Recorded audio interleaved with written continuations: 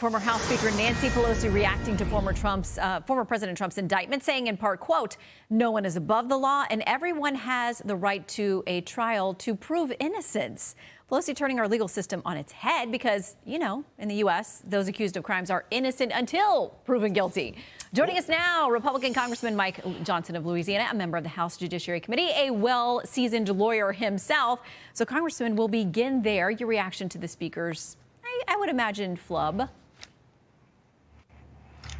Look, it's not surprising. I'm not sure if she wrote it herself or a staffer did, but clearly they don't understand our system. Everyone is innocent until proven guilty unless you're Donald Trump or one of the disfavored Republicans that they have targeted. And that's what we're seeing, Shannon, across the board. That's why our weaponization committee has been so busy right now. There is so much of this to uncover and show to the American people, and it's alarming.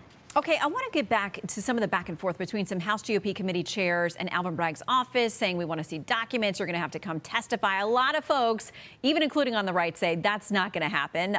We've got a new letter now from Alvin Bragg's general counsel, and they say this today. They say as committee chairman, you could use the stature of your office to denounce the attacks that they say that President Trump is making on Alvin Bragg and urge respect for the fairness of our justice system and for the work of the impartial grand jury. Instead, you and many of your colleagues have chosen to collaborate with Mr. Trump's efforts to vilify and denigrate the integrity of elected state prosecutors and trial judges and made unfounded allegations about this whole process. I mean, how much political capital does the House GOP, with the debt ceiling fight, the budget, everything else, want to expend on this fight back and forth with Alvin Bragg?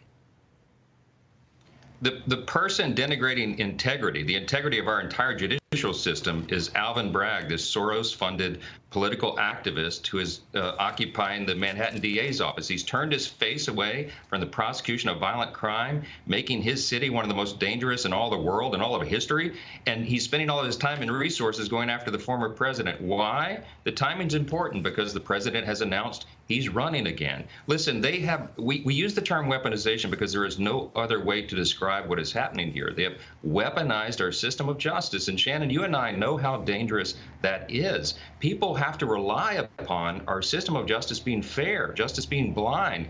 And it's not right now. That's not what they see. And perception is reality. And that's why all of this really is so alarming. Last point here. A president, I'm reading this, presidential candidate could be indicted, could be prosecuted, could be convicted by either state or federal authorities and still run for office. Article 2 of the Constitution, president's got to be 35 years old, a resident of the U.S. for 14 years, and a natural-born citizen. So nothing would change if you get a conviction. Nothing would change. That's exactly right, and I think they have all but ensured that he will get the nomination on the Republican side and very likely win re-election because, you know, people are deeply disturbed by this. Even people who don't personally have an affinity for Donald Trump, they realize how far this has gone and how dangerous it is to our country, and I think they're going to let their voices be heard at the ballot box and in the months and days ahead. Still, I would think, as a candidate, do you want to be dragged through this thing? Well, of course not. And you know, President Trump has raised all the alarms that he can. We're investigating this. We're laying the facts out. We had really an incredible hearing yesterday on Capitol Hill. It's been drowned out by the news cycle now, but we had the attorney generals of Louisiana, the former attorney general of Missouri, now Senator Eric Schmitt, and Jeff Landry came in and presented what they have uncovered in the Missouri versus Biden litigation. Really incredible documented evidence now that the Biden administration colluded with the big tech platforms to censor and silence viewpoints of Americans he disagreed with. We see this in agency after agency, and it is a threat to our system of government. And so now this weaponization that they're using the justice system against Donald Trump is just one more example of that. I don't know how much more of this that we can take. But we're going to continue to lay the evidence out for the American people. They can draw their own conclusions. I think they will. We had Eric Schmitt, the senator from Missouri, on yesterday, former AG. They've got a deposition from Fauci on the COVID deal. They got a deposition from an FBI agent on the Hunter laptop deal.